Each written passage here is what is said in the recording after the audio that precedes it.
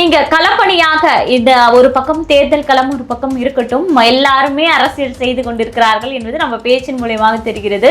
தேர்தலுக்காக நாம் தமிழர் கட்சி சார்பாக நீங்கள் என்ன களப்பணிகளை செஞ்சு கொண்டிருக்கீங்கன்னு தெரிஞ்சுக்கலாமா? முதல் களப்பணி, இறைவனுக்கு நன்றி தெரிவித்துக் கொண்டு நான் என்னுடைய பணியிலேருந்து நான் விடுவிப்பு பெற்றுட்டேன். சாமானிய ஒரு கேள்வியாக நான் கேட்கணும்னு நினைக்கிறேன். உங்களுடைய பணியை விடுவித்து விட்டு நீங்க தேர்தலுக்காக இந்த அளவுக்கு உழைக்கணும் மூலமா உங்களுக்கு என்ன கிடைச்சிட போகுதுன்னு நீங்க நினைக்கிறீங்க? விஜய் அவர்களை பேட்டி எடுக்க போயிருந்தாங்க. பேட்டி எடுத்தாங்களா? காணொலிகள் இருக்கு அதை பத்தி? இல்ல, இன்னும் விரைவில் வெளியிடுவாங்க. ஆக்சுவலா எடுத்ததுல என்னென்ன பேசினாங்கன்றதான் குறிப்பிட்டிருந்தாங்க. விரைவில் காணொலி வெளிவரும் அப்படின்னு தானே பார்க்க. அதுக்கு பேர் என்னன்னா, அந்த ஊடகம் NDTVன்ற ஊடகம் இருக்கு இல்லைங்களா, அதை பத்தின புரிதல் நமக்கு வந்ததுன்னா ஆஃப் ரெக்கார்டுன்னு சொல்லுவாங்க. அதை அன்புக்குரிய என் நண்பர் என்று நான் சொல்லக்கூடிய 30 வயது இருக்கிறதுனால் விஜய் அவர்களை சந்திக்கிறதாக சொல்லியிருக்காங்க. சந்தித்தாங்கள வச்சுக்கலாம். அப்ப அந்த மேடை என்பதை அமைத்து கொடுத்தது அதானியின் குழுமமாகிய NDTVன்னு நான் சொல்றேன். திருமாவளவன் அவர்கள் சீமானை குறிவைக்க ஆரம்பித்து விட்டார் அப்படின்னே நம்ம பார்க்கலாம். இன்னொன்று, அவர் பேசிய விஷயங்கள் பாத்தீங்கன்னா பல சர்ச்சைக்குள்ள விஷயங்களா இருக்கு. சேரனாக இருக்கட்டும், சோழனாக இருக்கட்டும், பாண்டியராக இருக்கட்டும், எல்லாருமே தமிழை அழிக்க வந்தவர்கள் என்ற வார்த்தையை பயன்படுத்துகிறார். ராஜராஜ சோழன் தமிழ் பெயரா, ராஜேந்திர சோழன் தமிழ் பெயரா அப்படின்ற கேள்விகளை கேட்டிருக்காரு. இதற்கு நீங்க என்ன பதிலடி கொடுக்க போறீங்க? ரொம்ப அவர் ராஜராஜன்ற பேர் தமிழ் பேரா இல்லையான்னு அவர் கேள்வி கேட்க வேண்டிய அவசியம் இல்லை. அவருக்கே தெரியும். திராவிடன் என்பது தமிழ் பேரா இல்லையான்னு அவரே கேள்வி கேட்கலாம். அவர் தான் சொல்லியிருக்கிறாரு. அவர் மட்டும் இல்ல, எல்லாருக்குமே தெரியும் அது சமஸ்கிருத சொல்லுன்னு. அப்ப திராவிடத்தை அவர் கொடபிச்சிட்டு இருக்கிறாரா? இப்ப அவருடைய பேர் முழு பேர் என்னன்னு தெரிஞ்சுக்கலாமா? நீங்க சொல்லுங்க சாகோ. தொல் திருமாவளவன். அப்ப தொல்லுன்றது யாருங்கம்மா? 2026 தேர்தலுக்கு பிறகு நம்மை விட அதிகமாக பிரபாகரன் என்றும் தமிழீழம் என்றும் விடுதலை புலிகள் என்றும் இவர்கள் உச்சரிப்பார்கள். நான் உச்சரிக்க பார்ப்பேன்.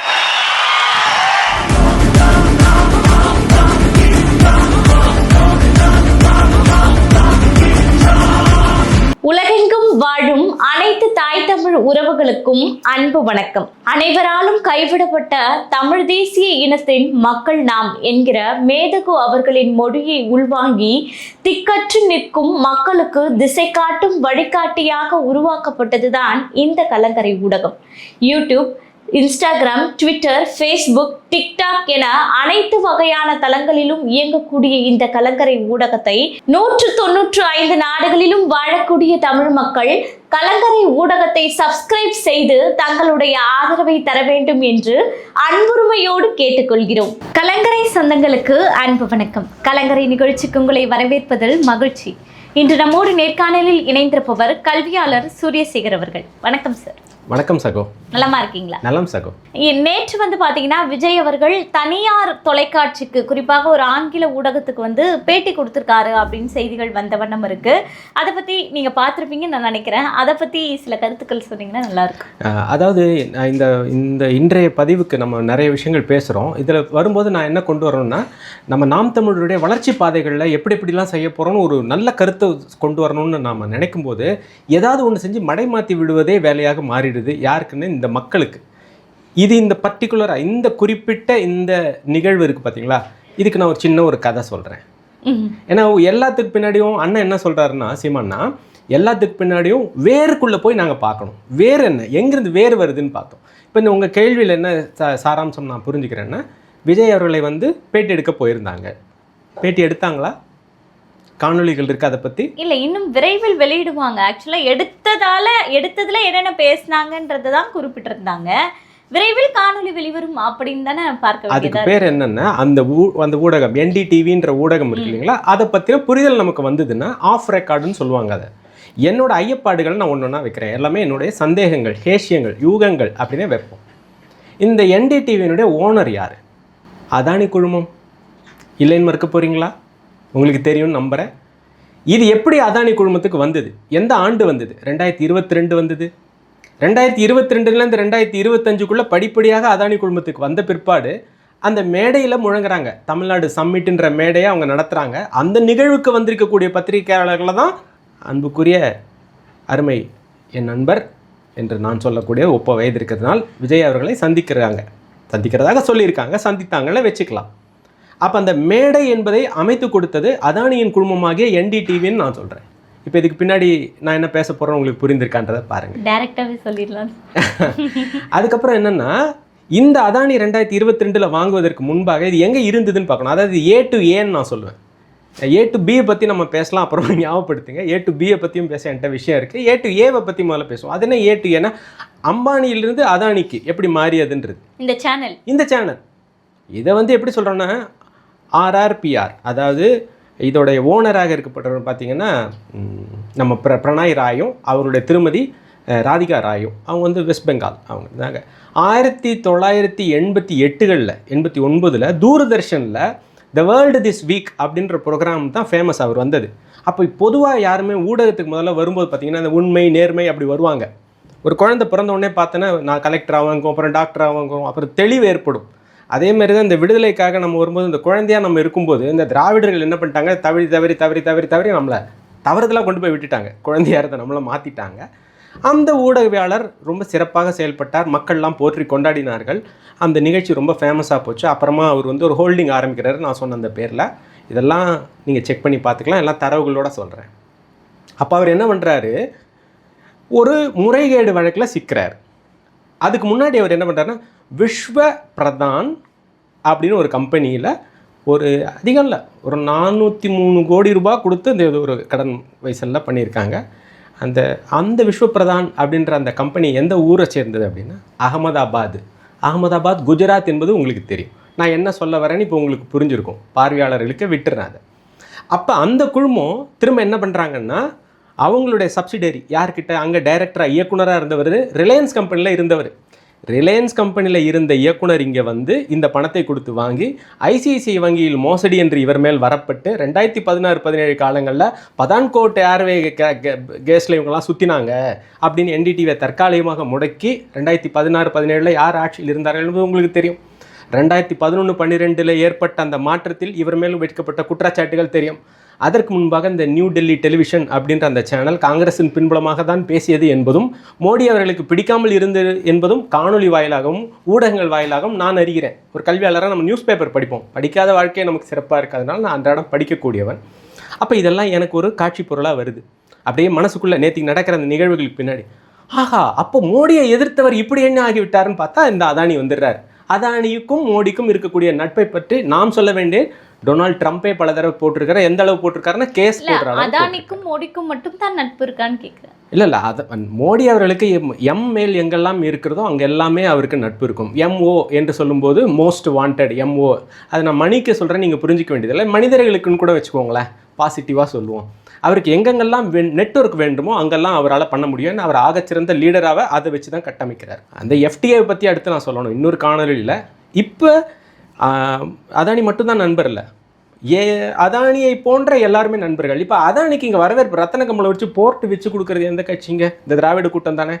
இப்போ மோடி வந்து அதானிக்கு மட்டும் நண்பர்களா, திராவிடத்துக்கும் நண்பர்களா? அப்போ இவங்களுக்குள்ளே எப்படி வச்சுக்கிறாங்க, தம்பி நீ இந்துத்துவான்னு ஒரு குரூப்பை வச்சுக்க, நீ திராவிடம்னு ஒன்று வச்சுப்ப, இவங்களுக்குள்ளேயே நம்ம வச்சுப்போம் அப்படின்றதுக்கு ஒரு மீடியாவை வச்சிருக்கிறாங்களோ அந்த பேர் தான் NDTVன்ற ஐயப்பாடு எனக்கு வரும். அப்போ இப்போ விஜய் எந்த குரூப் தான் சொல்ல வரீங்க? அது அவர் வாயை திறந்து சொல்லணும். அவர் வாயை திறந்து சொல்ல மாட்டார். அதுதான் நான் அடிக்கடி சொல்கிற மாதிரி, இவங்க உசுப்பேத்தனா கம்முன்னு இருக்கணும்னு சொல்லிட்டு இருப்பார். அந்த நிருபர்கள் பேட்டி எடுத்தாங்க பார்த்தீங்களா, அவங்க வெளியில் வந்து அவங்க சொல்கிற விஷயங்கள்லாம் பார்த்தா எனக்கு என்ன தோணுகிறதா, இது நான் அமைதியாக தான் இருப்பேன், அது புதுசாக இல்லை, நான் வந்து எதையெல்லாம் எனக்கு விவரம் தெரிஞ்சு தான் நான் பேசுகிறேன் என்று நிருபர்கள் பேசியதாக, அதாவது interviewer is being interviewed by an interviewer அப்படின்ற மாதிரியான ஒரு நிகழ்ச்சி. அது வந்து எனக்கு எப்படி சொல்கிறதுன்னு தெரியல. அந்த சம்மிட்டில் அந்த NDTV நடத்தின அந்த கான்க்ளேவில் அவங்க பேசின விஷயங்கள் இருக்குது பார்த்தீங்களா, MK ஸ்டாலின் அவர்கள் அவர் பேசின விஷயங்களை பற்றி நம்ம மறந்துடுறோம், விஜயை பற்றி மட்டுமே முன்னிறுத்துகிறோம். மா சுப்பிரமணியன் அவர்கள் வந்து இந்த ஒரு பாலியல் வன்கொடுமை பற்றி சொல்லும்போது எனக்கு தெரியலன்னு கேட்டு தெரிஞ்சுப்பேன்னு சொல்கிறத பற்றி தெரிஞ்சுக்கிறோம். இந்த மாதிரியான விஷயங்கள் இவ்வளவே அன்றாட வாழ்க்கையில் ஒரு பயணி ஒருத்தவரை போட்டு ஒரு சின்ன பையன் அவன் நெத்தியில் வந்து குங்குமம் போட்ட வச்சுக்கிட்டு சந்தனத்தை வச்சுக்கிட்டு ஒரு பெரியவரை போட்டு அடித்தது வைரலான காணொளி. ஒழுக்கக்கேடு எல்லா இடத்துலையுமே இருக்குது. இதெல்லாம் பற்றி நம்ம பேசி மக்கள்கிட்ட அன்றாட வாழ்க்கையில் ஒரு பெரியவங்களால் நடக்க முடியல. பத்திரிகையாளர் அடிச்சிருக்காங்க, அது அடுத்த விஷயத்தில் கல்குவாரி விஷயத்தில் கல்லை கொண்டு கதற அடிச்சிருக்கிறாங்க. அது 50 பேர் கொண்ட கும்பல். நிச்சயமா. அதாவது எப்படின்னா, அன்புன்றது எங்கே அப்படின்றது தெரியல. அப்படின்னா என்ன அர்த்தம்னா தமிழன் அப்படின்றத அழிச்சிட்டாங்கன்னு. ஏன்னா தமிழுக்கு அமிழ்துன்ற மாதிரி அன்புன்றது தான் அர்த்தம். மாண்பு இது. நம்ம வந்து எப்படி இருக்குன்னா கொல்ல துணிந்தவன்கிட்ட கூட நம்ம வந்து பெருமை பாராட்டுவோம் அப்படின்ற மாதிரி இருக்குது. வந்தாரை வாழ்க்கும் தமிழகம் அப்படின்னு சொல்கிறோம். வேறு எந்த ஸ்டேட்டுக்குமே அது இல்லை. என்னோட கேள்வி என்னென்னா, அடிப்படையாக எனக்கு இந்த விஜய், இந்த திமுக, இந்த அதிமுக இவங்க எல்லாருமே பாஜகவினோட கூட்டு, இவங்க எல்லாமே இப்போ சேர்ந்து ஒரு புரட்டு. இது மக்களையே என்ன பண்ணிடுறாங்கன்னா சுற்றி இவங்களுக்குள்ளேயே நம்ம அந்த கேமை வச்சுக்கணும் தான் பார்க்குறாங்க. நான் அடிப்படையில் ஒரு கேள்வி கேட்குறேன். இது அங்கீகாரம் பெற்ற கட்சி தானே நமது நாம் தமிழர் கட்சி. அந்த கட்சியினுடைய ஒரு பொறுப்பாளர் ஏன் அந்த நிகழ்ச்சிக்கு அழைக்கப்படவில்லை? அந்த டிவியில் எல்லாருமே வந்திருக்கணும்ல, அது தவிர்க்கப்பட்டதா? முன்னாடி அவர் ஏதோ வந்து என்ன பேசிட்டாரு, ஏதோ ஒரு லீகல் கேஸ் இருக்குது, அதனால அவங்க கூப்பிடலையோன்ற ஒரு ஐயப்பாடு இருக்குது. நீ கூப்பிட்டுருக்கணும்ல, கூப்பிட்டீங்களா? நாம் தமிழர் சார்பாக அந்த மேடையில் யாராவது இருந்தார்களா? அப்போ இல்லாத ஒரு மேடைக்குள்ளே இவங்களா பேசிக்க வேண்டியது, இவங்களுக்குள்ளே பிரிச்சுக்க வேண்டியது, இதை பார்த்து கொண்டிருக்கும் மக்கள் உண்மையை தெரிவார்கள். அதுதான் என்னோட பாயிண்ட், பார்வை. இன்னொன்று, விஜய் அவர்கள் அந்த நேர்காணலில் சொன்ன ஒரு விஷயம் என்னன்னா, என்னுடைய ரோல் மாடலாக நான் பார்ப்பது எம்ஜிஆரையும் ஜெயலலிதா அவர்களையும் கருணாநிதி அவர்களையும் நான் பார்க்கிறேன் அப்படின்னு சொன்னதாக சொல்லப்படுகிறது.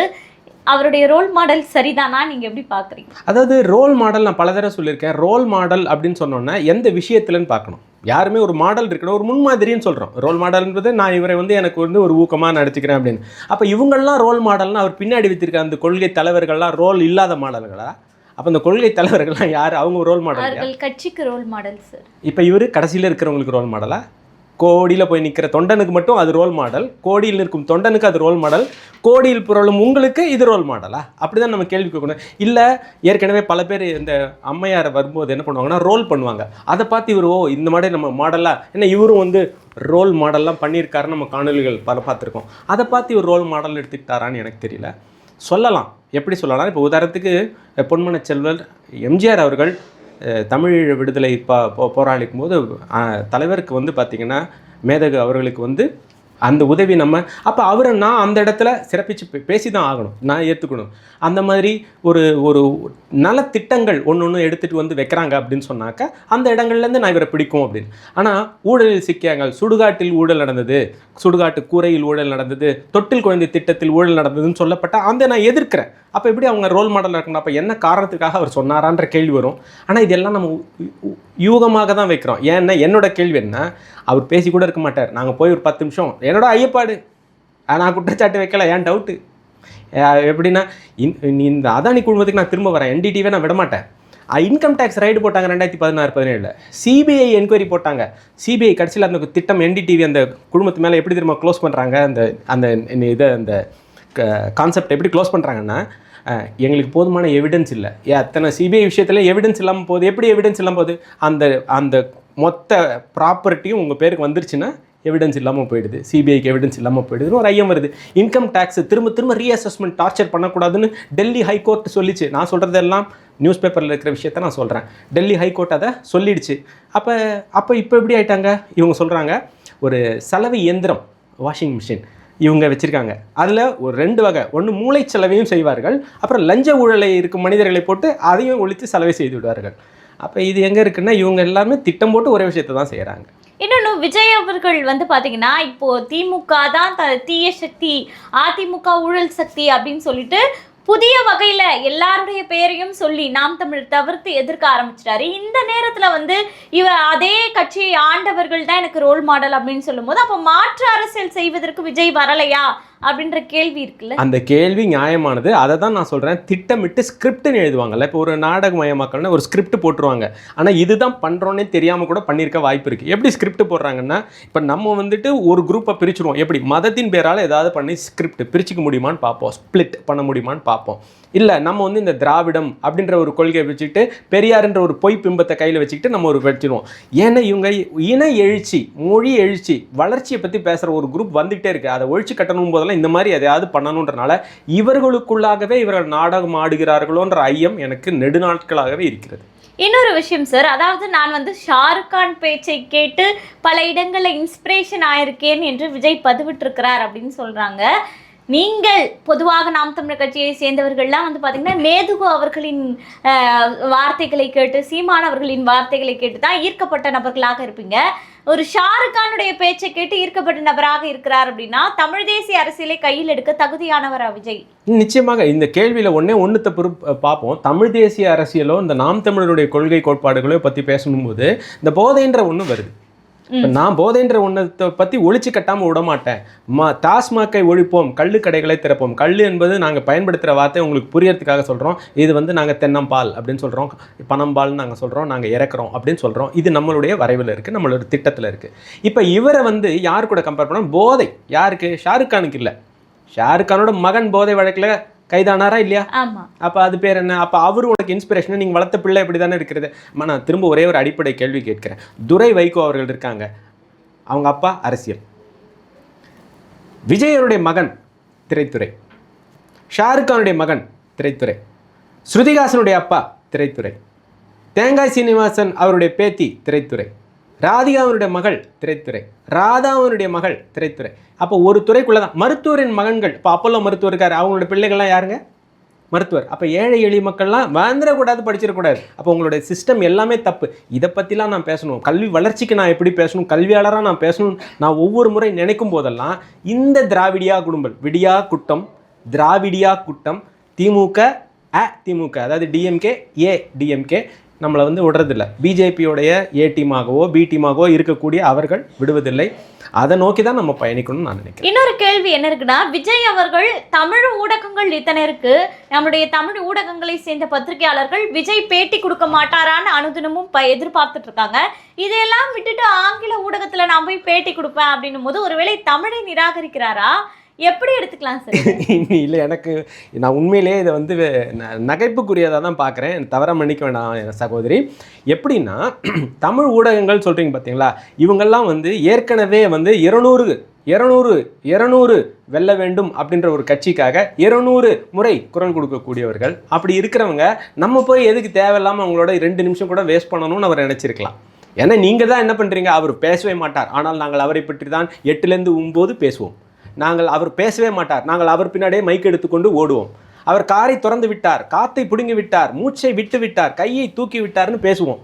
அவங்களுக்கு எதுக்கு இங்கே பேட்டி கொடுக்குன்னு அவர் நினச்சிருக்கலாம் இல்லையா? அப்படி நினச்சிருந்தாருன்னா ஆகச்சிறந்த செயல். தமிழ் ஊடகங்கள், அதாவது இந்த மாதிரி வெளிச்சத்தில் கேவலமாக நடந்துக்கக்கூடிய ஊடகங்கள் அனைவருக்குமே தரமான பதிலடி கொடுத்திருக்காரு. இதுக்கு ஊடகத்துறை சேர்ந்தவர்கள் தான் பதில் சொல்லணும். நம்மள மாதிரி உண்மை ஊடகத்துக்கு பதில் சொல்ல வேண்டிய அவசியம். சரி, அப்படியே இருந்தாலும் நீங்கள் சொல்வது போல சோசியல் மீடியாவாக இருக்கட்டும், யூடியூபாக இருக்கட்டும், எத்தனையோ உண்மையான பத்திரிகையாளர்கள் உண்மையாக இயங்கி கொண்டிருக்கிறார்கள்.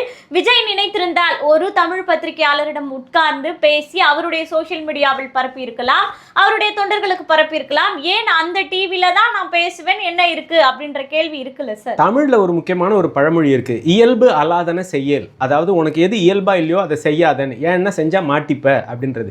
அவரோட இயல்பே அது கிடையாது. அவர் உன்ன ரெஸ்ட் எடுக்கிறதுக்கு எங்கேயாவது தான் கிளம்பி அப்ராட் போயிடுவார். அப்போ அவரோட மைண்ட் செட் எல்லாமே, இப்போ நான் பேசுறது எல்லாமே ஏன் மிக்ஸ் அண்ட் மேட்சாக பேசுறேன்னா பார்த்துட்டு இருக்கிற ஜென்சி கிட்ஸு கூட தெரியணுன்றதுக்காக தான். அதாவது என்ன அவர் எப்பயுமே நினைக்கிறாருன்னா, தான் வந்து அப்படி ஒரு சொஃபிஸ்டிகேட்டட் லைஃப்பில் தான் இருந்துக்கணும். பசின்னு என்னென்னு அவருக்கு தெரிஞ்சிருக்குமா? சாப்பிடாம ஃபாஸ்டிங்கில் இருந்திருக்கலாம், பசின்னு என்னென்னு தெரிஞ்சிருக்குமா? அப்போ அப்படி இருக்கவங்களுக்கு தான் முதல்ல அடிப்படை அன்பு இருக்கும், புரிதல் இருக்கும். அப்படி இருக்கிறது எல்லாமே தமிழில் தான் இருக்குது. அப்போ அந்த தமிழை அவர் ஏற்றுக்கிறதுக்கு வாய்ப்பே கிடையாதுன்ற நான் என்னுடைய பார்வை. ஏன்னா தமிழ் பேசணும் அப்படின்னு சொன்னால் முதல்ல அவங்களுக்கு வந்து ஒரு மொழி ஆளுமை இருக்கணும், புலமை மொழியில் இருக்கணும், அறிவு இருக்கணும். அறிவியல் பூர்வமாக என்ன நடக்குது, சுற்றி ஏது நடக்குது. வெறும் ஸ்கிரிப்டை வச்சுக்கிட்டே படிக்க முடியாது. நம்ம தமிழே விஜய்க்கு வந்து ஒரு சிக்கல் தான் அப்படின்னு சொல்ல வரீங்க? நான் சிக்கல் தான் நான் சொல்ல வரல, சிக்கல் தான் இருக்குமோன்ற டவுட்டாகவும் நான் சொல்ல வரல. அவருக்கு சிக்கல் இல்லைன்றதை ஒரே ஒரு வாட்டி நிரூபிச்சாருன்னா நல்லா இருக்கும்னு ஒரு வேண்டுகோளாக வைக்கிறேன். வந்து நிரூபிக்கட்டுமே, மேடை போடும்போது உடனே 1 வாட்டி தான். பராசக்தி படம் பார்த்து சிவாஜி கணேசனை இன்ஸ்பிரேஷனாக நீங்கள் வைத்துக்கொள்ளுங்க. பராசக்தி சிவகார்த்திகேயன் குரூப் வந்துட போகிறாங்க, அவர்களை பேசல. சிவாஜி கணேசனை இன்ஸ்பிரேஷனாக வச்சுக்கோங்க, பேசுங்களேன். குற்றம் சொல்கிறேன் என்று அப்படியே மைக்க வச்சுட்டு கொஞ்சம் நல்லா ரீவைண்ட் பண்ணி மனப்பாடம் பண்ணிட்டு ஏற்ற இறக்கத்தோட அதே நடிப்பை செஞ்சு காட்டலாமே. அந்த காலத்து நடிப்பை போல் தொடர்ந்து அரசியல் நடிப்பை செய்யலாமே. சார், அரசியலுக்கு வந்து இத்தனை நாட்கள் வந்து பார்த்தீங்கன்னா எந்த ஊடக வெளிச்சம் படாத நபராக விஜய் இருந்து கொண்டு திடீரென இப்போ மட்டும் வந்து ஒரு பேட்டி கொடுக்குறாரு அப்படின்னா என்ன காரணமாக இருக்கும் அப்படின்ற எதிர்பார்ப்பும் இருக்கு. அதாவது இப்போ எப்படின்னா நம்ம திருப்பி நம்ம எங்கே போகிறோம்னா அந்த விஜய் பற்றின பேச்சிலே தான் போயிட்டு இருக்கிறோம். இல்லை, எல்லாமே மக்களுக்குள்ள இந்த கேள்விகள்லாம் இருக்கும்ல, அதற்கான விடையாக நம்ம ஒரு காணொலியாக அமையணுன்றதுக்காக தான் இத்தனை கேள்விகள் கேட்கும். அதாவது புறம் தள்ளிவிட்டு ஒரு ஆளை பற்றி நம்ம போயிட்டே இருக்கோம், அது நம்மளை விரட்டிட்டே வருது அப்படின்ற அர்த்தத்தில் நீங்கள் சொல்கிறதா இருந்தால் நான் பதில் சொல்ல கடமைப்பட்டிருக்கேன். நான் வேணான்னு தள்ளிட்டு போகிறேன், நீ என்ன பிடிச்சி இழுன்னு இழுக்கிறன்ற மாதிரி இவர்களுடைய செயல்பாடுகள் இருக்குது. விஜய் ரசிகர்களோ அல்லது மனநிலையில் இருப்பவர்களோ நம்மை பார்த்து கேட்கிறார்கள், அதனால இந்த கேள்வியை நீங்கள் கேட்குறேன்னு சொல்வதாக இருந்தால் நான் பதில் சொல்லி தான் ஆகணும். அந்த ஒரு அர்த்தத்தில் NDTV என்பது தான் நாங்கள் சென்றிருந்த ஊடகம். NDTV அதானி குழுமத்தின் ஊடகம், அதை யாராவது மறுக்க முடியும்னா மறுக்கட்டும், பார்ப்போம். அதன் பிற்பாடு இந்த இதற்கு பேசினவங்களுக்கு அழைப்பு கொடுத்தவர்கள் எல்லாருமே DMK காரங்க. அதாவது கமல்ஹாசனுடைய கட்சி பேர் மறந்துட்டேன் நான், டார்ச்லைட் கட்சின்னு நினைக்கிறேன், அந்த கட்சியை கூட கூப்பிட்டுருக்குறாங்க. அப்போ அவர் என்ன பண்ணிட்டு போகிறாரு, 45 நிமிஷம் பேசிட்டு போகிறாரு. ஆகச்சிறந்த அங்கீகாரம் பெற்ற கட்சியான நாம் தமிழர் கட்சிக்கு ஒரு அழைப்பு கூட இல்லை. do they think that we don't speak English? என்ன ஒரு அர்த்தம்? எங்களுக்கு நாலேஜ் கிடையாதுன்னு சொல்ல வராங்க. 4 எட்ஜுக்கும் போய் நாலேஜை பரப்பின தமிழர் கூட்டம் நாங்கள், உங்களுக்கு இப்படி தான் இருக்குமா? அந்த வெறுப்பு இவருக்கு திரைத்துறையில் ஏற்கனவே நிறைய வெளிச்சம் கிடச்சிச்சு. யாருக்கு? விஜய்க்கு வெளிச்சம் கிடச்சி, அந்த வெளிச்சத்திலேயே நம்ம குளிர் காய முடியுமான்னு பார்க்குறாங்க மற்றவர்கள். அதற்கு அவரை திட்டம் போட்டு காய நகர்த்துறாங்கன்னு தான் பார்க்கணும். அவர் இதற்குள்ளாம் பலியாகி விட்டாரேன்ற வேதனை தான் எனக்கு பெருமையாக இருக்குது. ரொம்ப என்னது ஏற்றுக்க முடியாமல் இருக்குது. அப்போ இது நீங்கள் ஒரு முன்னெடுப்பாக பார்க்கல, இப்பயாவது பேசுனியே சாமி அப்படின்னு நீங்க எடுத்துக்கல. அதாவது ஆமை சொல்லுவோம் பார்த்தீங்களா, ஆமை அது கொஞ்சம் பொறுமையாக தான் நகரும், ஆனால் அது தன்னை சுற்றி ஒரு ஓடை வச்சுக்கிட்டு அது இப்போ 1000 ஆண்டுகள் வாழணும். அதாவது அவர் பழைய பேட்டி ஒன்று நான் ரொம்ப சமீபத்தில், நான் முன்னாடியெல்லாம் பார்க்க மாட்டேன், இப்போ பார்க்குறேன். அப்போ அவர் பேட்டியிலே சொல்லியிருக்காரு, கடைசி வரைக்கும் இண்டஸ்ட்ரி தான், சினிமா இண்டஸ்ட்ரி, இப்படியே நான் இருந்துட்டு போயிடுவேன் அப்படின்னு. நீங்கள் அந்த காணொலி பார்க்கலாம், உங்களுக்கு அனுப்பி வைக்கிறேன். அவர் இப்படி பேட்டி இருக்கார், யாருக்கு நேர்காணல. அப்போ அவர் என்னென்ன வெறும் ஆமையாக தான் இருந்துட்டு இருந்தார், நம்ம அப்படியே இண்டஸ்ட்ரியில் போயிடுவோம். அதுக்கப்புறம் திடீர்னு அரசியல் கட்சி ஆரம்பிச்சிட்டாரு. அப்போ அவருடைய இயல்பும் சேர்ந்து வந்துடுது. சார், கொரோனாவிலிருந்தே அவருக்கு அந்த எண்ணம் தோன்றியதாமே சார்?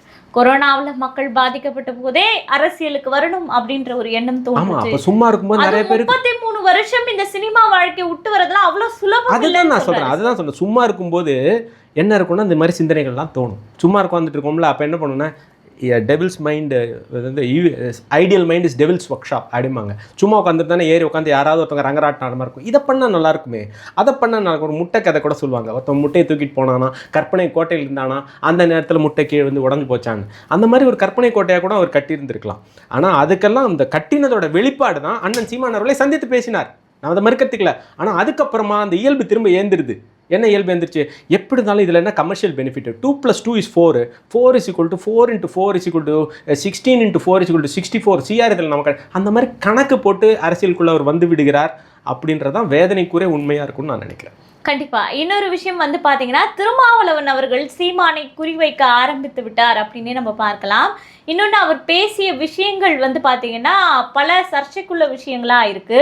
சேரனாக இருக்கட்டும், சோழனாக இருக்கட்டும், பாண்டியராக இருக்கட்டும், எல்லாருமே தமிழை அடிக்க வந்தவர்கள் என்ற வார்த்தையை பயன்படுத்துகிறார். ராஜராஜ சோழன் தமிழ் பெயரா, ராஜேந்திர சோழன் தமிழ் பெயரா அப்படின்ற கேள்விகளை கேட்டிருக்காரு. இதற்கு நீங்க என்ன பதிலடி கொடுக்க போறீங்க? ரொம்ப அவர் ராஜராஜன்ற பேர் தமிழ் பேரா இல்லையான்னு அவர் கேள்வி கேட்க வேண்டிய அவசியம் இல்லை, அவருக்கே தெரியும். திராவிடன் என்பது தமிழ் பேரா இல்லையான்னு அவரே கேள்வி கேட்கலாம், அவர் தான் சொல்லியிருக்கிறாரு. அவர் மட்டும் இல்லை, எல்லாருக்குமே தெரியும் அது சமஸ்கிருத சொல்லுன்னு. அப்போ திராவிடத்தை அவர் கொடபிச்சிட்டு இருக்கிறாரா? இப்போ அவருடைய பேர் முழு பேர் என்னன்னு தெரிஞ்சுக்கலாமா? நீங்கள் சொல்லுங்க சாகோ. திருமாவளவன். அப்போ தொல்லுன்றது யாருங்கம்மா? அவருடைய அப்பா பேர் ராமசாமிங்கம்மா என்று மாற்றப்பட்டது தானே அவர் தொல்காப்பியன் பேர் மாற்றணும். அப்போ அந்த ராமசாமி என்பது என்ன வார்த்தை?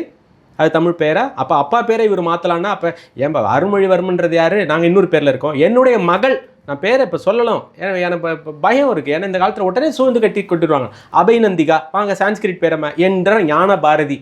பாரதின்ற பேரை நான் என் பிள்ளைக்கு வச்சிருக்கிறேன். ஞான பாரதின்ற பேர் என்னால் சர்டிஃபிகேட் ப்ரூஃப் காட்ட முடியும். பாரதியை மறந்தவர்களா நாங்கள்லாம்? நீங்களாம் என்ன பண்ணிட்டீங்க? அதெல்லாம் மறக்கிறீங்க. அப்போ அவர் எத்தனை நல்லது பண்ணியிருக்காரு. இப்போ கூட நான் சொன்னேன், எம்ஜிஆர் அவர்களை மேதக அவர்கள் சந்தித்த காட்சியை பற்றி சொல்லும்போது, நல்ல விஷயங்கள் இருந்தாலும் அது எடுப்போம் என்பதுதான் பழமையிலேருந்து நம்ம கற்றுக்கொண்ட பாடம். திரும்ப நீ பழசியே உட்காந்துட்டு இருப்பேன்னா அதில் நல்லதும் இருக்கலாம், தீயதும் இருக்கலாம். தீயதை தள்ளி வைத்து நல்லதை எடுப்பது தானே நற்பண்பு, இல்லையாம்மா? இன்னொரு விஷயம் சொல்லியிருக்காரு, சேர சோழன் பாண்டியன் இவர்கள் எல்லாம் வேள்விகளுக்கும் பார்ப்பனர்களுக்கும் அடிமையாக வாழ்ந்தவர்கள். அதாவது நான் வந்து குலப்பெருமை பேச வரல, சில பேர் குலப்பெருமை பேசி திரிகிறார்கள், அந்த ஆள் நான் கிடையாது என்று சீமானை நேரடியாக விமர்சனம் செய்திருக்கிறார். இதை நீங்க எப்படி பார்க்க? இல்ல, குலப்பெருமைன்னு அவர் சீமானை நேரடியாக விமர்சித்ததாகவே நான் பார்க்கவில்லை, அதை சுத்தமாகவே பார்க்கவில்லை. அவர் வேறு ஒரு குழுவை மனதில் வைத்திருக்கிறார். அவருக்கு ஒரு ராமதாசுடன் உண்டான ஒரு அரசியல் தேவைப்படுகிறது, அதை மையப்படுத்தி தன்னுடைய இடத்தை திமுகவில் தக்கவைத்துக் கொள்வதற்காக பேசியிருக்கிறார் நான் பார்க்கிறேன். இல்ல, எப்படி நீங்க சொல்றீங்க? அவர் வந்து திரை இயக்குனர் அப்படின்ற வார்த்தையை பயன்படுத்துறாரு இல்லைங்களா அடிக்கடி? இல்லை, அடிக்கடி பயன்படுத்துது. இந்த நிகழ்வில் பேசும்போது அவர் அப்படி பேசலை. ஆமா, சொல்றாரு. சில பேர் வந்து சில சில்லறைகள் அப்படின்ற வார்த்தையை பயன்படுத்துகிறார். சில சில்லறைகள் வந்து பாத்தீங்கன்னா ஆண்டா முப்பாண்டேன் அப்படின்ற மாதிரி பேசிக்கிட்டு இருக்காங்க. அந்த குலப்பெருமை பேசுவதற்கு நான் வரலை என்று அவர் சீமானை குறிப்பிடவில்லை. நீங்க எப்படி? இதை நான் முழுவதுமாக என் மனதிலிருந்து அதை நான் நிராகரிக்கிறேன். உண்மையிலேயே அவருக்கு ஒரு தைரியம் இருந்தால், உண்மையிலேயே அவர் அதைத்தான் சொல்ல விரும்புறாருன்னா, தமிழ் தேசியம் பேசக்கூடிய மறவனாக அவர் இருந்துட்டாருன்னா பேரை சொல்லி சொல்லட்டும், அப்புறம் பார்ப்போம். இன்னொரு விஷயமும் சொல்லியிருக்காரு, நான் வந்து பிரபாகரன் அவர்களை சந்தித்திருக்கிறேன் நேரில். அவர் வந்து சாதியை ஒழித்த தமிழ் தேசியத்தை தான் மலர வைக்கணும் என்று ஆசைப்படுகிறார். அந்த நோக்கத்தோடு இன்று செயல்படுபவர்கள் இல்லை. அப்படி செயல்படக்கூடிய நோக்கத்தில் இருந்தால் என்னை வந்து தலைமையாக ஏற்றிருப்பார்கள் அப்படின்னு சொல்றாங்க. சீமான் வந்து திருமாவளவன் அவர்களை தலைமை ஏற்கணும் அப்படின்னு ஆசைப்படுறாரு. நீங்க எப்படி பாக்குறீங்க? அதாவது திருமாவளவன் அவர்கள் எப்போது வந்து தமிழ் தேசியத்தை அவர் வந்து இப்போ ஒரு அடையாளம் வச்சிருக்காரு, ஒரு இப்படிலாம் பண்ணால் நல்லா இருக்கும்னு ஒரு நினைக்கிறாரு இல்லையா, அந்த திட்டங்கள்லாம் சொல்லட்டும், வெளிப்படுத்தட்டும் ஒவ்வொன்றா. அது நல்லா இருந்ததுன்னு சொன்னால் நமக்கு ஒன்றும் பெருமை, நம்ம ஒன்று சேர்த்துக்கலாமே. ஏற்கனவே சீமான் அண்ணா அவர்கள் என்ன சொல்லியிருக்கிறார் திருமாவளவனை பற்றி?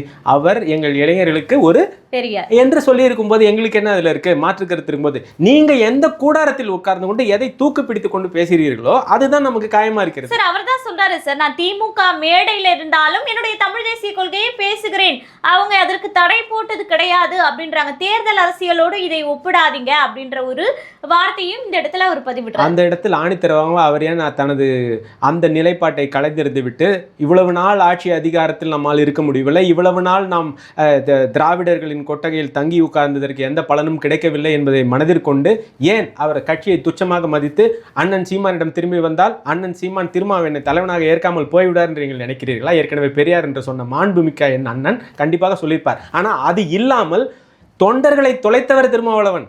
தொண்டர்களை யாரு? ஆதவ அர்ஜுன் அவர்கள். நான் பேசவில்லை. ஆதவ அர்ஜுன் அவர்கள் என்ன சொல்லியிருக்கிறாரு? வெறும் 20 ஆட்கள் வைத்திருக்கக்கூடிய கட்சின்னு சொல்லி அதுக்கப்புறம் சொல்லியிருக்காரு. ஆனா இப்போது அவர் குறி வைப்பது அவர்கள் தொண்டர்கள் போனது அவருக்கு பிரச்சனை இல்லை, சீமான் தொண்டர்களை நோக்கிய குறிதான் இப்போது வைக்கிறார். இதை எப்படி பாக்குறீங்க? முதலாளி என்ன ஆணையிடுகிறாரோ அதைத்தான் தொழிலாளி செய்ய வேண்டும். இப்போது முதலாளி என்ன சொல்லியிருக்கிறார்? இந்த திராவிடத்தை வளர்க்கறதுக்கு முதலாளியாக எதிர்த்தா மாதிரி இருக்கக்கூடிய அந்த சீமான் அவர்களை முதலில் செய்வதற்கு சிறந்த காரியமாக இந்த அசைன்மெண்ட்டை கொடுத்துக்கிறார் நான் பார்க்குறேன். அந்த அசைன்மெண்ட்டை நோக்கி தான் அவர் போவார். முதல்ல என்ன அசைன்மெண்ட் எடுத்தார்? கோயில்லாம் இப்படி இருக்கும், சிற்பங்கள்லாம் இப்படி இருக்கும்னு பேசினவர். அந்த அசைன்மெண்ட் முடிஞ்சு போச்சு. இப்போ அடுத்த அசைன்மெண்ட்டாக இதை ஏன்னா இவங்க வளர்றாங்க, இவங்க தடித்து தூக்கிடுவாங்கன்ற பயம் அண்ணனுக்கு இருக்கிறது என்பது அண்ணன் நான் சொல்றது திரும்ப அண்ணனுக்கு இருக்கிறதுன்னு நான் நினைக்கிறேன். இன்னொன்று, பாண்டிய மன்னன், சேர மன்னன், சோழ மன்னன் பற்றி பேசிய திருமாவளவன் அவர்கள் ஏன் விஜயநகர பேரரசை பற்றி ஒரு வார்த்தை கூட பேசலைன்ற கேள்வியும் மக்கள் முன்வைக்கிறாங்க. அதான் விஜயநகரத்தை பற்றி அவர் ஆரம்பித்தாருன்னு சொன்னாக்க நம்ம பேசுகிறோன்னா விஜயநகரை பற்றி பேசணுன்னா விஜயநகரம் இந்த இருக்கக்கூடிய ஆந்திரா, நம்ம திருப்பதி லட்டை பற்றி கூட நம்ம இன்றைக்கி எடுத்து பேசலாம். அதில் இருக்கிற சமீபத்து இன்றைக்கு வந்த செய்திகள் ஒன்று இருக்குது. நான் A to Aன்னு ஒன்று சொன்னேன் பார்த்தீங்களா, இதுமாதிரி A to B ஒன்று இருக்குது. A to B என்பது அடையார் ஆனந்த பவன். அது ஓனர் யாருங்க? ஆட்டுப்பண்ணை மாட்டுப்பண்ணைகள் பெருமளவு வைத்திருக்கக்கூடியவர் செங்கோட்டை அவர்கள். ஆட்டுப்பண்ணை மாட்டுப்பண்ணை என்று பெருமளவு வைத்திருக்கக்கூடிய இன்று அரசியல் சக்தியில் பெரிதாக இருப்ப பல பேருமே இந்த மாதிரி வச்சிருக்கிறவங்க தான். ஆனால் தன்னுடைய தொண்டர்களையோ மற்றவர்களோ மக்களோ சாமானியர்களோ அதுக்குள்ளே வந்துடக்கூடாதுன்றதுலாம் ரொம்ப தெளிவாக பார்த்துப்பாங்க. இதுதான் அவங்களோட நிலைப்பாடு. இப்போ கன்னடர்கள் யார்? நீங்கள் தூக்கி பிடிச்ச பெரியார் இருக்கார் இல்லையா, அவர் என்ன சேர்ந்தவர்? தமிழ் சனியன் விட்டொலின்னு சொன்ன மாதிரி கன்னடம் சனியன் விட்டொலின்னு அவரால் சொல்ல முடியுமாங்கிறத விட்டுருப்பாங்களா? அப்போது நான் இயல்பாகவே ஒரு கேள்வி தான் நமக்கு மனசில் எப்பயுமே இருக்கிற ஒரு கேள்வி. இந்தியா சுதந்திர நாடாக வந்த பிறகு புது குழந்தை மாதிரி அது பிறக்குது. பிறந்த உடனே அப்படியே ஆளுக்கு தளர்றாங்க. அப்போது எனக்கு உருது மொழி தாய்மொழியாக இருக்கணும்னு சொல்லி பாகிஸ்தான் போயிடுது. வங்காள மொழி தனியாக வேணும்னு சண்டை போட்டு பங்களாதேஷ் உருவாகுது. அப்போ மொழி வாரியாக மாநிலங்கள் பிரியும்போது தமிழ்நாடு மட்டும் பெயரளவில் தான் இருந்ததே தவிர அங்கு ஏன் எல்லா மொழிகளுக்குமான மொழி அடையாளம் அழிக்கப்பட்டது? அதற்கு பேசுவாரா? விஜயநகர பேரரசை பற்றி பேசக்கூடியவர். ஏன் விஜயநகரத்தை பற்றி அவர் இப்போ பேசுனா தம்பி உனக்கு சீட்டு கிடையாது, கிளம்பு. ஏற்கனவே நீ வந்து விசிக, அது ஹெச் ராஜா அவர்கள் சொல்வது போல், அதுவும் அவங்களுக்குள்ளே குத்திக்கிறது தான். விழுப்புரம் சிதம்பரம் கட்சி அப்படிம்பாரு.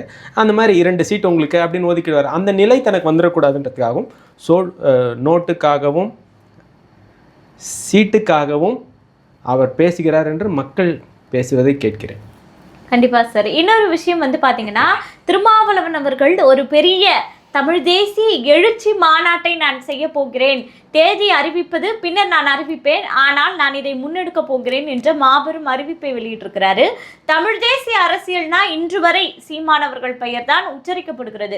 இப்போ அதற்கு போட்டியாக நானும் இருக்கிறேன் என்று திருமாவளவன் ஒரு போட்டியாக தன்னை அறிவிக்கிறார். இந்த போட்டியை நீங்க எப்படி பாக்குறீங்க? அதுதான் இவங்க எல்லாருடைய ஒரே நோக்கமே என்ன அப்படின்னு சொன்னா, எதிராளியுடைய கூடாரம் பலமாகி கொண்டே போகிறது. எதிராளின்னு சொல்றது அவங்க பார்வையில் எதிராளி, மக்களுடன் கூட்டாளி. மக்களின் கூட்டாளியாக இருக்கக்கூடிய அண்ணன் சீமான் அவர்கள், நாம் தமிழர்கள் கட்சியில களத்தில் எந்த போராட்டத்தில் அவங்க இல்லை. ஏன் போராட வேண்டிய நிலைமையில ஆட்கள் இருக்காங்கன்றதை எடுத்து சொல்கிறாங்க. அந்த அனைத்து போராட்டங்களையும் மக்களுடன் கூட்டணி வைத்திருக்கக்கூடிய தலைவரினுடைய நோக்கத்தை சிதற வைக்கவும், அவர்கள் தம்பிமார்களின் கவனத்தை திசை திருப்பவும், நானே இப்போ ஒரு நல்ல இடத்துல வந்து ஏதாவது ஒரு நல்ல நிகழ்வுகளை பேசலான்னு சொன்னால் இந்த மாதிரி 4 கேள்விகளை போட்டு நம்மளை மடைமாற்றும் நிகழ்ச்சிக்காகவும், அவருக்கு கொடுக்கப்பட்ட அசைன்மெண்ட்டாக மட்டுமே, அவருக்கு கொடுக்கப்பட்ட ஆணையாக மட்டுமே நான் இதை கருதுகிறேன் என்று நான் இதை பார்க்கிறேன். திருமாவளவன் அவர்களின் அழைப்பை ஏற்று தமிழ் தேசியவாதி கொள்கையை உள்வாங்கிய நபர்கள் அங்கு செல்வார்களா அப்படின்ற கேள்வியும் இருக்குல்ல. நான் இப்போ வந்து தமிழ் தேசிய கொள்கைகளை ஏற்றுக்கொண்டவனா இல்லையா என்பது சகோதரிக்கே விட்டு விடுகிறேன். நாம் தமிழில் மட்டுமே பயணிப்பேன். இதை ஒவ்வொருத்தரும் சிந்தித்து பார்த்தார்கள், உங்களுக்கே புரிந்துவிடும் நான் சொன்ன பதில். இல்லை, அவங்களுடைய மனநிலை என்னவா இருக்கும்ன்றது, அவங்க மனநிலாம் கோபமாக தான் இருக்கும். இதை தான் நான் சொல்கிறேன். என்னப்பா நீ இவ்வளோ நாளாக என்னப்பா பண்ணிட்டு இருந்தேன், திடீர்னு நானும் ரவுடி தான்ப்பா, ஜெயிலில் ஏறுப்பா, நானும் சிந்தா அப்படின்னு கம்பியில் ஏறுற மாதிரி இப்போ இவ்வளவு நாட்களாக நீங்கள் நாம் தமிழர் அதாவது திரும்ப சொல்கிறேன், மொழிப்போர் தினத்திற்கு வந்து நிற்பது, அப்புறம் மாவீரர் நாள் என்று வந்து நிற்பது, உரைகள் செய்வது, அனைத்துமே செய்து கொண்டு தான் இருக்காங்க. யார் வேணால் செய்யலாம். நான் கூட எங்கள் வீட்டில் வச்சுட்டு 4 பேர் செய்யலாம். செய்வது என்பது சிறப்பு, அதில் ஒன்றும் மாற்று கருத்தே வைக்க முடியாது. ஆனால் அதன் பின்னால் ஒளிந்திருக்கக்கூடிய அரசியல் ராஜதந்திரம், நரித்தந்திரம் இருக்கான்ற ஒரு ஐயப்பாடு வருது இல்லையா? அதுக்கு ஏன் இடம் கொடுக்கணும்? துச்சமனை விட்டுட்டு ஆட்சியை துச்சமனை, ஏன்னா உங்களுக்கு இப்படி ஆட்சி இல்லை, அதிகாரம் இல்லை, விட்டுட்டு வந்துட வேண்டியதானே. வாங்க சேர்ந்து இருந்து பண்ணிப்போம், என்ன பிரச்சனை? இப்போ உங்களுக்கு திராவிடத்தை நீங்கள் எதிர்த்தீங்க, இப்போ எப்படி மாறுனீங்க? நீங்கள் எப்படி மாறுனீங்க? முன்னாடி நீங்கள் தானே தாய்மண் பத்திரிக்கையில் எழுத வச்ச கட்டுரை இருக்குது, அது எப்படி மாறுனீங்க? மாறலாமா? கண்டிப்பா. இன்னொரு கேள்வியும் என்ன இருக்குன்னா, அதாவது தமிழ் ஈழத்தை தனிநாடாக மாற்றணும் அப்படின்ற முயற்சியில தான் வந்து தலைவர் வந்து ஈடுபட்டாரு. அப்படி இருக்கும்போது இந்த அரசாங்கத்தை வைத்துக்கொண்டு, இந்திய அரசாங்கத்தை வைத்துக்கொண்டு, அது காங்கிரஸாக இருக்கட்டும் பிஜேபியாக இருக்கட்டும், இதை வைத்துக்கொண்டு அதை தனி நாடாக மாற்ற முடியாது, தமிழ் ஈழமாக மாற்ற முடியாது, அதை மலர வைக்க முடியாது அப்படின்றாரு. இதன் மூலியமாக அவர் என்னதான் சொல்ல வர்றாரு? அவர் கூட்டணியில இருப்பாரா, இல்ல இதை மலர வைப்பதற்காகவாது கூட்டணியை விட்டு வெளியே வருவாரா? அவருடைய நிலைப்பாடு என்ன என்பதே ஒரு குழப்பமா இருக்கு சார். சரி, நான் உங்ககிட்ட ஒரே ஒரு கேள்வி கேட்குறேன், நீங்க உணர்வுபூர்வமாக பதில் சொல்லுங்க. உங்களோட வலது கை இப்படி தூக்கி காமிங்களா, இடது கை இப்படி தூக்கி காமிங்களா. அங்கிருந்து இப்போ பறந்தீங்க வாங்கலாம், ஏன் முயற்சி கூட செய்யலை? ஏன்னா உங்களுக்கு விதைக்கப்பட்டது அதுதான், நம்மளால் பறக்க முடியாதுன்னு. ஆனால் இதுனா செய்ய முடியும்னு தோணுது. அந்த மாதிரி அவர்களுக்கு, திராவிடத்தை நம்பக்கூடியவர்களுக்கு, திராவிடத்தின் சேர்ந்தவர்களுக்கு அது ஒரு கற்பனை. ஆனால் அது பண்ண முடியாததை செய்ய வைத்து காட்டுவது தான் நம்மளுடைய முடியாதுன்ற ஒன்று கிடையவே கிடையாது. அதாவது இம்பாசிபிள்ன்ற இங்கிலீஷ் வேர்டை கூட ஐ எம் பாசிபிள்னு சொல்லலாம். சில விஷயங்கள் முடியாதது தான். அது இப்போ எப்படின்னா, நான் திரும்ப என் தாயின் கருவறைக்குள் போகணும், இது பேசுகிறதெல்லாம் பகுத்தறிவு மாதிரி பேசுகிற முடியாது. இயல்பாக நாம் அனைவரும் ஒன்று சேர்ந்தால் சில விஷயங்களை செய்ய முடியும். அது எப்படி சொல்லணும்னா டிப்ளமேட்டிக் வேஸ் அப்படின்னு சொல்லுவாங்க, ராஜாங்க ரீதியாக செய்ய முடியும். அப்போ நமக்கென்று ஒன்றை செய்ய முடியும். இப்போ ஜூயிஷ் பாலிடிக்ஸ்லாம் நம்ம தொட்டன்னு வைங்களா, பெரிய ஒரு யூதர்கள் இப்போ இன்னைக்கு ஒன்று சேர்ந்து ஒரு இடத்துக்கு வந்திருக்காங்களே, அது பின்னாடி இருக்கக்கூடிய அரசியல் என்ன? அது இன எழுச்சி இல்லையா? அது அவர்களுக்கான இன ஒற்றுமை இல்லையா? இதை நம்ம வந்து எப்படி பார்க்கணும்னு ஒன்று இருக்குது. நான் ஒரு டீச்சர், ஆசிரியர் அடிப்படையில் நான் என்னுடைய மாணவர்களுக்கு சொல்கிறது தான், 10ஆம் வகுப்பு தம்பி, இது 10ஆம் வகுப்பு பொதுத் தேர்வு எழுதுறீங்கப்பா. இப்போ குறும்பள்ளி கூட போட்டு நிறைய பேர் வந்து கேட்டாங்க, 10ஆம் வகுப்பு மாணவர்களுக்கெல்லாம் உண்டான, அதுவும் நான் விரைவில் செய்கிறேன். அப்போ 10ஆம் வகுப்பு மாணவர்களுக்கு நான் சொல்கிறேன், தம்பி நீ வந்து இந்த 10th ஸ்டாண்டர்டில் இப்போ பப்ளிக் எக்ஸாமில் 100க்கு 100 எடுக்கணும் அப்படின்னு நான் சொல்கிறேன். 100க்கு 100 எடுக்க அப்படின்னு சொன்னால் 10ஆம் வகுப்பு 100க்கு 100 சொன்னால் இப்போ 12வது எடுக்க வேணாமா? அவன் கல்லூரியில் வந்து படிக்க வேணாமா? என்ன பேச்சு? தலைவர் அவர்கள் ஈழத்துக்கு பேசுகிறாருன்னு சொன்னால் அந்த இடத்தின் ஒரு அடையாளத்திற்காக அவர் பேசுகிறார். ஆனால் நமக்கென்று ஒரு அடையாளம் என்றுமே உருவாக வேண்டும்ன்ற அவருடைய கருத்தை மட்டும்தான் நம்ம அங்கே பார்க்கணும். அதை சிந்தையில் தூக்கி அதை உலகெங்கும் கொண்டு சேர்த்துட்டு இருக்கிறாரு செந்தமிழன் அண்ணன் அவர்கள். சரி, இப்போ நீங்க களப்பணியாக இந்த ஒரு பக்கம் தேர்தல் களம் ஒரு பக்கம் இருக்கட்டும், எல்லாருமே அரசியல் செய்து கொண்டிருக்கிறார்கள் என்பது நம்ம பேச்சின் மூலியமாக தெரிகிறது. தேர்தலுக்காக நாம் தமிழர் கட்சி சார்பாக நீங்கள் என்ன களப்பணிகளை செஞ்சு கொண்டிருக்கீங்கன்னு தெரிஞ்சுக்கலாமா? முதல் களப்பணி, இறைவனுக்கு நன்றி தெரிவித்துக் கொண்டு நான் என்னுடைய பணியிலேருந்து நான் விடுவிப்பு பெற்றுட்டேன். என்னோட பணியில் நான் ஒரு தொண்டு நிறுவனத்தில் பணியிலேருந்து அதை நான் விடுவிப்பு பெற்றுட்டேன். அடுத்த 2-3 மாதங்கள் முழுவதுமாக தேர்தல் களப்பணி. அதற்கு முன்பாக மாணவர்களுக்கு அந்த பயிற்றுவிப்பு, தேர்வுக்கான பயிற்றுவிப்பு. இப்போ நான் என்ன பண்ணேன்னா, யூடியூப் லைவ் சேனல் தமிழ்நாடு எங்கும் மாலை நேரங்களில், அதுக்கான நேரம்லாம் இன்னும் நான் சரியாக முடிவு பண்ணலை, அனைவருக்கும் கணிதம், அறிவியல் இதை நான் இலவசமாக ஒரு குறிப்பிட்ட நேரத்தில், மாலை நேரத்தில் அவங்களோட மொபைல் ஃபோன்லேயே, அவங்களோட கைபேசிலேயே அவங்க பார்த்துக்கலாம். அதற்கான ஒரு லிங்க் கொடுத்து செய்ய போகிறேன். மாலை நேரங்களில் அந்த 10 மணி நேரம் என்னுடைய இந்த குறும்பள்ளி நிகழ்ச்சியில், அதுவும் 10ஆம் வகுப்பு 10ஆம் வகுப்பு பொதுத் தேர்வு எழுதும் மாணவர்களுக்கு அதை நான் செய்கிறேன். என்னோட பணியிலேருந்து நான் விடுவிச்சுட்டு நாம் தமிழருக்காக நான் போகிறேன்றது ரொம்ப பெருமையாக, ரொம்ப நிம்மதியாக, பிறவி கடனை தீர்க்க முயற்சி செய்து கொண்டிருக்கிறேன்ற ஒரு மகிழ்ச்சி எனக்கு இருக்குது. சரி, இன்னொன்று ஒரு சாமானிய ஒரு கேள்வியாக நான் கேட்கணும்னு நினைக்கிறேன். உங்களுடைய பணியை விடுவித்து விட்டு நீங்கள் தேர்தலுக்காக இந்த அளவுக்கு உழைக்கணும் மூலயமா உங்களுக்கு என்ன கிடைச்சிட போகுதுன்னு நீங்கள் நினைக்கிறீங்க? நிம்மதி, மன நிம்மதி. 3 வேளை எனக்கு சோறு இருந்தால் போதும். இன்றைக்கி என் மகளை நான் கரை சேர்த்துட்டேன். ஆனால் என் மகளை கரை சேர்ப்பதற்கு நான் பட்ட பாடு, என் மகள் தன் மகனையோ மகளையோ சேர்ப்பதற்கு பாடுபடக்கூடாது. அது இயல்பாக அனைவருக்கும் லஞ்சம் ஊழல் அற்ற ஒரு ஆட்சி. இப்போ இன்ஃப்ராஸ்ட்ரக்சர்னு சொல்கிறாங்க, அதெல்லாம் மாற்றம் வேண்டும். ரோடு சாலை பணி இல்லாத போது விண்ணூர்தி நிலம் தேவையா? இலவசம்ன்ற பேரில் எங்களெல்லாம் கெடுத்து வச்சுருக்கீங்களே, இதையெல்லாம் மாற்றுவதற்கு நான் எப்படி என்னோட உயிர் கொஞ்சம் உடம்புல இன்னொரு 10 ஆண்டுகள் 15 ஆண்டுகள் ஒட்டியிருக்கும் நான் இறைவன்ட்ட வேண்டுறேன். அந்த நேரத்தில் இதை செய்கிறேன். 3 வேளை, அதாவது எப்படி சொல்லணும்னா 3 வேளை உணவு, உடுக்க உடை, அது இருந்ததுன்னா இருக்க இடம், இவ்வளவுக்கு மேலே எனக்கு தேவைகள் இல்லை. இதை தான் நம்ம சேவை அரசியல்னு செய்கிறோம். சேவை அரசியல் செய்வதற்கு நேரம் காலம் எதுக்கு? அதனால் வந்துட்டு கண்டிப்பாக உங்களுடைய சேவை அரசியல் கண்டிப்பாக நீங்கள் மகிழ்ச்சி பெறக்கூடிய அளவுக்கு வெற்றி அடையணும் அப்படின்ற ஒரு வாழ்த்துக்களையும் சொல்லிட்டு இதே போல தொடர்ந்து நம்ம பேசுவோம் சார். நன்றி. 2026 தேர்தலுக்கு பிறகு நம்மை விட அதிகமாக பிரபாகரன் என்றும் தமிழீழம் என்றும் விடுதலை புலிகள் என்றும் இவர்கள் உச்சரிப்பார்கள். நான் உச்சரிக்க பார்ப்பேன்.